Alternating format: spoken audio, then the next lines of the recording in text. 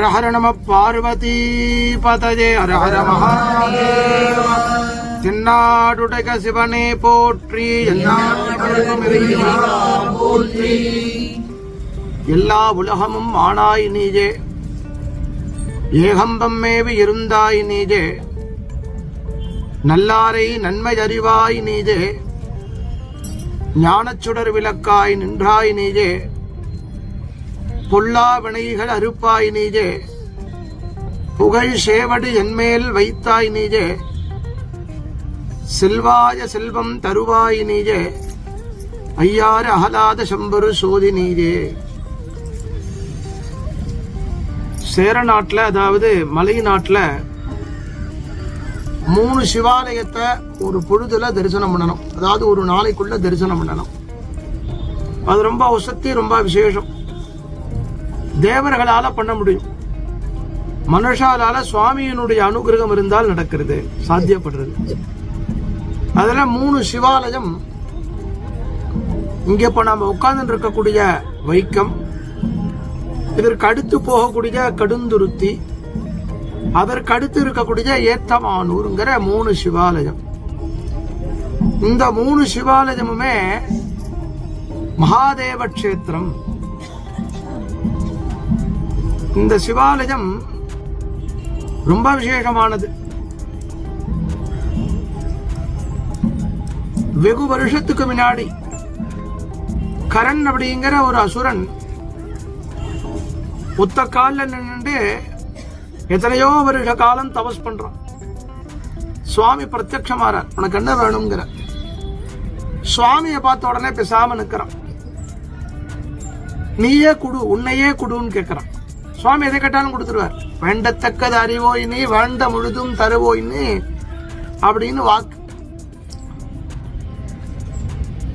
ஒரு நிமிஷம் யோசிச்சுட்டு, நான் பூஜை பண்றதுக்கு ஆத்மலிங்கத்தை கொடுன்னு உடனே சுவாமி உடனே கொடுக்குற. 3 சிவலிங்கம் கொடுக்குற.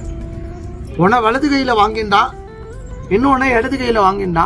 இன்னொரு சிவலிங்கம் இன்னும் என்னடா பண்றதுன்னு பார்த்தா தன்னுடைய வாயினால எடுத்துட்டான். ஆகாச மார்க்கமா பறக்க ஆரம்பிக்கிறான். இவன் ஆத்மலிங்கம், அது ஆத்மலிங்கத்தை எடுத்துட்டு போய் இவன் எங்க பிரதிஷ்டை பண்றானோ அந்த இடம் கைலாசத்துக்கு சமமா போயிடும். இவன் பாட்டுக்கு எங்கேயாவது எடுத்துட்டு போய் எதையாவது பண்ணிவிட்டா என்ன பண்றதுன்னு தேவர்கள்லாம் பயப்பட ஆரம்பிச்சுட்டான். எல்லாரும் போய் சுவாமியை பூஜை பண்றான், பரமேஸ்வரனை போய் பூஜை பண்றான்.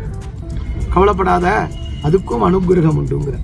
ஏன்னா அந்த சந்தர்ப்பத்துல வியாக்ரபாத மகரிஷி சுவாமிய பார்க்கணும்னு அவரே வெகு விருட்டமா உட்கார்ந்துட்டு இருக்க.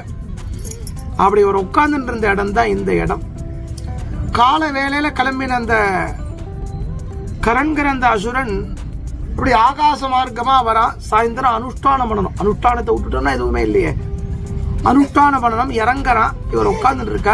இவர்கிட்ட சொன்னா இந்த லிங்கத்தை வச்சுக்கோங்க, ஸ்நானம் பண்ணி அனுஷ்டானம் பண்ணிட்டு வந்து விடுறேன்னா இப்படி வச்சுட்டு போட்டாரு. இந்த மகரிஷி சொன்னார் என்ன, வலது கையில உள்ள லிங்கத்தை ஒரு பக்கம், இடது கையில உள்ள லிங்கத்தை ஒரு பக்கம், தன் வாயிலே துருத்தி கொண்டு வந்த அந்த லிங்கத்தை ஒரு பக்கத்தை வச்சான். வச்சுட்டு இறங்கினா, அனுஷ்டானம் எல்லாம் பண்ணினா. திருப்பி எழுந்து வந்து லிங்கத்தை பேக்க பாக்குறான், முடியல. அப்ப உட்கார்ந்துட்டு இருந்த மகரிஷி சொன்னார், வியாக்ரபாதர் சொன்னார், ஹே கரா, இது இனிமேல் வராது, இங்க பிரதிஷ்டை ஆயிடுது. எப்படி பிரதிஷ்டையாக? நீங்க தானே வைக்க சொன்னா, வச்சாலே பிரதிஷ்டப்பா, இது ஆத்மலிங்கம், எங்க பூமியில வைக்கிறோமோ அங்க பிரதிஷ்டை ஆயிடும். என்னை ஏமாத்திட்டேன், இங்க எது பிரதிஷ்டை ஆகணும்னு இருக்கு. இந்த க்ஷேத்திரத்துக்கு வியாக்ரபாதபுரம்னு பேர். வியாக்ரபாதர் இங்க தபஸ் பண்ண காரணத்தினால அவன் முதல்ல தன்னுடைய கையிலே இருந்து சிவபெருமானை வைத்த காரணத்தால் வைக்கம்னு பேரு. தன்னுடைய வாக்கிலே வாயினால துருத்திண்டு வந்ததுனால கடும் துருத்தி. இதற்கு அடுத்த மகாதேவர். இவா 2 பேருக்கு மேல இருப்பாராம். ஏத்தமானூர்ல உசரக்க இருப்பாராம் சுவாமி. பார்த்தெல்லாம் தெரியும். அப்படி அவர் இந்த 3 சிவலிங்கத்தையும் அவன் கதறினா, என்ன சுவாமி, கொல்லப்படாத, அவனுக்கு அனுகிரகம் உண்டு. அதனால இது 3த்தையும் தரிசனம் பண்ணா என்ன பலன்னா, கைலாசத்துக்கு போன பலன் உண்டு, கைலாச தரிசனம் உண்டு. அதனால இந்த க்ஷேத்திரத்துக்கே தட்சிண கைலாசம் பேர். தட்சிண காசி, தட்சிண கைலாசம் அப்படின்னு இந்த க்ஷேத்திரத்துக்கு பேர். அதனால ஒரு நாள்ல அந்த காலத்துல பக்தர்கள்லாம் நடந்து போய் தரிசனம் பண்ணியிருக்கா. இங்க பகவானை பார்த்துட்டு நடந்து அடுத்தபடியா போய் அடுத்து நடந்தபடி அப்படியே நடந்து அனுஷ்டானம் பண்ணிட்டு அப்படியே சுவாமியை பார்த்துட்டு போயிருக்கா. அப்பேற்பட்ட சிவக்ஷேத்திரம். இந்த ஊர்ல வைக்கம்னு எல்லாருக்கும் ஞாபகத்துக்கு வருது வைக்கத்தஷ்டமி. வைக்கத்தஷ்டமி ஆச்சு, அதாவது கார்த்திகை மாசம் விருச்சிக மாசத்துல வரக்கூடிய கிருஷ்ணபக்ஷத்துல வரக்கூடிய தேய்பிறை அஷ்டமி தான் வைக்கத்தஷ்டமின்னு பேர். வைக்கத்தஷ்டமிங்கிறது அவ்வளவு உசத்தி, அவ்வளவு விசேஷம். காரணம் என்ன அப்படின்னா, இந்த க்ஷேத்திரத்தினுடைய மகத்துவம். சூரபத்மன சுப்பிரமணிய சுவாமி சம்மாரம் பண்றதுக்காக கிளம்புறத உமாதேவியும் சிவபெருமானும் ஒரு க்ஷண காலம் யோசிச்சாலாம். இவன் குழந்தையா இருக்கானே, அவனோ வீரியம் பொருந்தியவனா இருக்கானே, என்ன பண்ணலாம் அப்படின்னு இவ 2 பேரும் விரதம் இருந்தாலாம். யாரே? பார்வதி பரமேஸ்வரா விரதம் இருக்கா. இவ்வாறு சுப்பிரமணியர் போய் சம்மாரம் பண்ணி ஜெயிச்சுட்டு வந்த பிற்பாடு 1,00,000 பேருக்கும் அன்னதானம் பண்றேன்னு. அதனால அதுல ஏற்பட்டதுதான் சஷ்டி விரதம். சஷ்டி விரதம் நம்ம எல்லாம் இருக்குமே.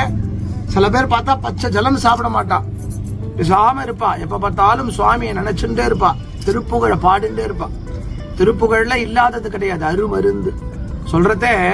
என்னெல்லாம் கொடுக்குறாருன்னா, இரவாமல் பிறவாமல் எனையால் சர்க்குருவாகி பிறவாகி தீரமான பெருவாழ்வை தருவாயே குரல் மாதை புணர்வோனே குகனே சொற்குமரேசா அறம் நாளை புகழ்வோனே அவிநாசி பெருமானே அப்படிங்கிற. அதாவது பிறப்பும் இறப்பும் இல்லாத பெருவாழ்வை தரக்கூடிய முருகப்பெருமான் ஜெயிக்கணும் அப்படின்னு பார்வதி பரமேஸ்வரா சஷ்டியில விரதம் இருந்து அந்த விரத பூர்த்திய சம்பூர்ணம் பண்ணி எல்லாருக்கும் சமாராதனை பண்ணின தினம்தான் வைக்கத்தஷ்டமி. வைக்கத்தஷ்டமி கரெக்ட் சரியா தெரியும். ஐப்பசி மாசத்துல வளர்பிறையில சஷ்டி வரும். சஷ்டி முடியும், சுப்பிரமணிய சுவாமி சம்மாரம் பண்ணுவார். எல்லாம் முடிந்த பிற்பாடு அந்த இடத்துல பரமானந்தம் சுவாமிக்கு ஏற்படும். அதை கொண்டாடுறதுக்காக, அதை அனுஷ்டானம் பண்றதுக்காக, அதை அனுகிரகம் பண்றதுக்காக வைக்கத்துல மகாதேவர் எழுந்தருளி அவ 2 பேருமே வரவாளுக்கு சமாராதனை. சுவாமி அன்னைக்கு இங்க வைக்கத்தஷ்டமி அன்னைக்கு காலையில 4ல இருந்து 8 வரைக்கும் அவருக்கு நைவேத்தியம் கிடையாது. பக்தாலாம் வர வர வர வர வர அன்னப்பிரசாதம் கொடுத்துட்டே இருப்பா. எல்லாம் முடிஞ்ச பிற்பாடு சன்னதியை திறந்தா சுவாமி மேல சூரியனுடைய ஒளிக்கதிர் பட்டிருக்கும். சுவாமி சாப்பிட்டிருப்பார், எல்லாருக்கும் சந்தோஷம் அடைஞ்சிருப்பார். இந்த க்ஷேத்திரத்துல இன்னொரு விசேஷம், ராக்காலம் ஆறதுக்கு முன்னாடி 4 வாசல்ல போய் கதவு தட்டுவான், யாராவது பசியோட இருக்கல அப்படின்னு. எல்லா உயிர்களிலும் பகவான் இருக்கான், யாரும் பட்டினி கிடக்கப்படாது. அதனால இது அன்னக்ஷேத்திரம். அப்பேற்பட்ட உசத்தியான சிவாலயம். 3 சிவாலயத்துக்கும் சேர்த்துதான் ஒரு ஸ்தல புராணம். அதனால சுவாமி அழகா தரிசனம் பண்ணலாம். வியாக்கிரபாதர் தபஸ் பண்ண புண்ணிய பூமி இது. சிதம்பரமா அவருக்கு காட்சி கொடுத்திருக்கார். இந்த க்ஷேத்திரத்துல நீங்க எப்படி நினைக்கிறீங்களோ அப்படி தரக்கூடியவர். அழகா இருப்பாரு இங்க சிவலிங்கம். இதற்கு அடுத்தது ரொம்ப நல்லா இருக்கும். இதுக்கு அடுத்த சிவலிங்கம் ரொம்ப பிரம்மாண்டமா இருக்கும். பார்க்க பார்க்க அவ்வளவு ஒரு அற்புதமான ஒரு சிவக்ஷேத்திரம். ஒரு நாள்ல தரிசித்து இன்புற்று அருள் பெறக்கூடிய சிவக்ஷேத்திரமாக இருக்கக்கூடிய வைக்கத்து மகாதேவர்ல இருந்து ஆரம்பிப்போம். சுவாமியுடைய அனுகிரகம். ஹர நம பார்வதி பதயே.